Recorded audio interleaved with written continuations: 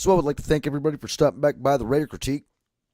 And in this episode, we're going to go over the post-game review for the Oakland Raiders at the Cincinnati Bengals. Now, I don't really have much to say about this game, nor do I really care because obviously the team has done let us down. So why don't we go ahead and hit the intro, we'll go ahead and take a look at the stats, and then we will go ahead and do the basic overall review. Plus a little bit of news that happened this week after everything was said and done, after the city of Oakland is now suing Mark Davis, and, well, we just got a little bit of roster news that we're going to talk about. So without further of wasting anybody's time, I'm going to go ahead and we're going to hop on over into the intro, and then we're going to go ahead and take a look at the stats of what went down this game.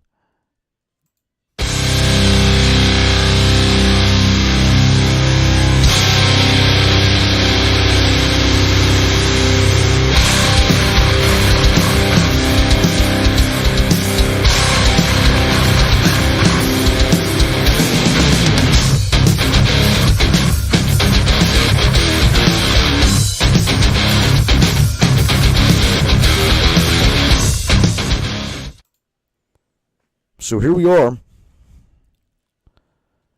We're going to go over the stats here. I would go over some highlights, but I would be afraid that they're going to flag me. But if you haven't noticed that we were outscored in the fourth quarter, 10-3. Not to mention just basically outscored the whole game. Except for maybe the third quarter or so. So Derek Carr went 21-38 for 263 yards, 1 touchdown, no interceptions. We didn't get much production out of our running backs today. Jalen Richard had the dropsies. Doug Martin had 9 carries for 39 yards, averaging 4.3 yards a carry. But, I mean, we were mostly playing from behind all game, so we really didn't have any chance to run. Darren Waller, I've never even seen this guy play. And he took a reverse up the side for 21 yards. It was a nice little run, nice little trick play there by John Gruden for calling that. Or Greg Olsen, whichever one called it. You know, but you guys can really take a look at the stats over here if you want to. Our most outstanding wide receiver was Jordy Nelson, 6 receptions for 88 yards on 8 targets. Literally every time he caught the ball, it was basically like he fell down. So he just wouldn't cough up the ball. At least he played smart. He had one huge deep catch all the way down the field, but the ball was underthrown. He had to slide to catch it, and it was a beautiful catch. It could have actually helped us if we would have scored that touchdown instead of what happened. And if you look over here to the left, you look at every drive we had. We started off, we punted. We went 5 plays for 10 yards, and we punted. They punted. Then we had that massive fumble by Derek Carr when he got lit up from the back because Colton Miller doesn't know how to block. But we did. We came right on back. They had one play on that next drive, and it was for an interception. By, I believe that was, I believe it was Harris. Number 25. But then we come right back again and punt. 3 plays, 3 and out, punt. They come back with a 9-play drive to score a touchdown. How do we answer? 7 plays, punt. Starting off the second quarter, fumble. Okay, you look at this. We finally did not get started until the end of the second quarter when we finally scored a touchdown. 5 plays for 80 yards. Which was a beautiful drive, by the way. And then they tacked on another field goal. And how did we answer that? We punted again. Then they punted. Then they punted again to start off the second half, and we kicked a field goal. Then we got another field goal, which honestly I believe it was this drive here where we should have had a touchdown. But because the ball was underthrown, I mean, you look at all this, man. We had one sack on defense, and it was by Carl Joseph. Nicholas Morrow was getting burned all game long in the passing game. And even though that we were penetrating on this quarterback and we were getting to him, he was able to slither away, get the ball off in time. The dude went 14 of 33 for 130 yards, but we couldn't stop Joe Mixon. 27 carries for 129 yards, 2 touchdowns. Dude ate us alive. And when he wasn't running the ball, Jeff Driscoll was.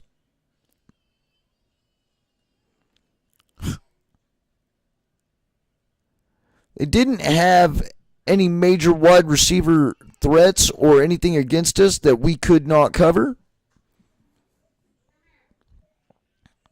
But we did. We literally got worked by their defense. We got worked by their defense. Their defense shut our offense down. So when you go over here and take a look at the team stats, our total yards was 297. 229 through the air and 68 on the ground. Cincinnati, 294. Average yards per play, we had 5. Their average yards per play was 3.9.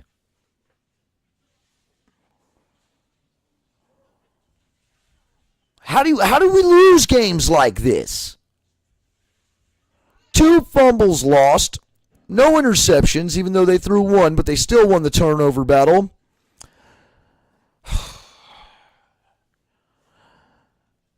Glaring fact right here why we lost this game.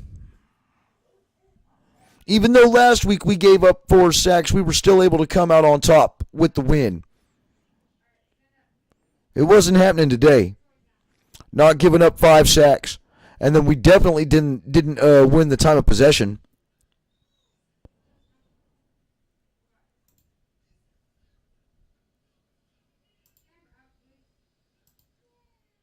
So when you look at it, guys, what was our one glaring problem that we had today?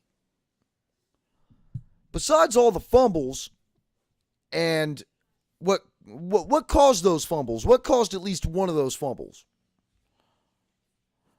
Colton Miller and Brandon Parker and our offensive line as a whole is a joke. Even toward the end of the game, Derek Carr is falling down because he's afraid to get hit because he's been lit up so much already throughout the game. Our offensive line was penetrated. We were dominated. Basically by their defense. Their defense dominated our offense. I mean, I don't know what else to say. I obviously didn't think that this was going to happen like this. But the team that I saw last week wasn't there. We saw a few people emerge, like that tight end Waller. And Aitman had a few good catches, but man, he didn't really show up today. Jordy Nelson looks like he is getting healthier. But one good thing about this is now we have the second pick in the draft as of record-wise because the 49ers won today and the Cardinals have lost. So we do have the second overall pick as of right now. And we're going to need that second overall pick. And I'd hate to have to jump into something a little bit different and hop out of the game review. I mean, because to be honest with you, what is there to say about this game? We were dominated. And our defense is as good as they can be. They're just not getting it done. We couldn't stop a second string quarterback. We definitely couldn't stop Joe Mixon. Joe Mixon ate us alive. Whoever had Joe Mixon in my fantasy league obviously wrecked shop today. You know? It's just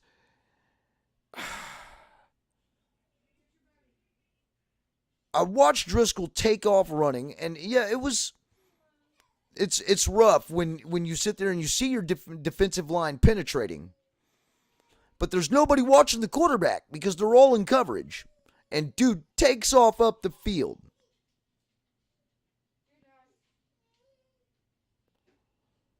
That's one thing we got ate up on, and then just to allowing so many passes down the middle. Morrow is terrible in coverage. Dude was getting eaten up by every running back that he had to cover today. He's terrible in coverage. Terrible. We have nobody on the interior who likes to do coverage, which is why we give up so many yards down the field, down the middle. Now, it might not show it this game, but when they did penetrate us with the pass, it was down the middle. Down the middle. Wide open down the middle. Which set up the running game because we were too busy dropping back into coverage and they were just running the ball. Couldn't stop anything today. And to see us play as well as we played last week against the Pittsburgh Steelers, just to show up to lose to the Bengals in dominating fashion, because the last couple drives, we had it. We were still in it. And our line crumbled. Derek Carr's falling to the ground. Can't win football games like that, man. Just can't win football games like that.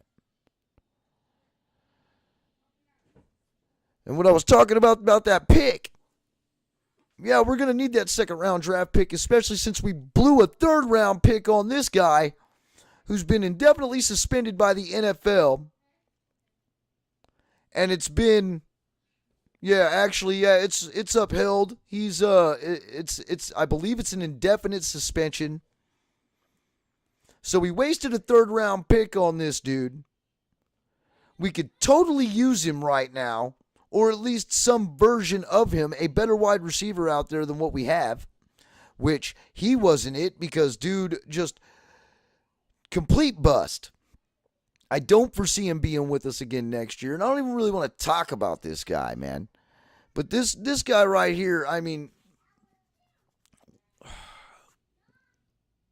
where do we go wrong? We always give people like this a second chance, a second opportunity. Kind of like how we did with Aldon Smith. You know, and even though literally that they are in a state where it is legal, you know, they're still getting busted, they're still getting popped, and they're getting suspended by the NFL. You know? I don't understand why we waste picks on guys like that. Now, I hope you guys have enjoyed this post-game review for Week 15. Now, we are coming up to the end of the season. This is going to be the first time that I've actually ever gone from training camp all the way through to Week 17. And it's I definitely had a lot more pep in my step when it was the beginning of the season and hopes were high. And you know, I'm having a hard time now. I've had this head cold for about 3 weeks. I feel like ass. It's been real hard to get anything done, especially trying to stay focused. And, you know, I've also got kids out there, which I know you guys hear in the background, that tend to keep up a lot of my time.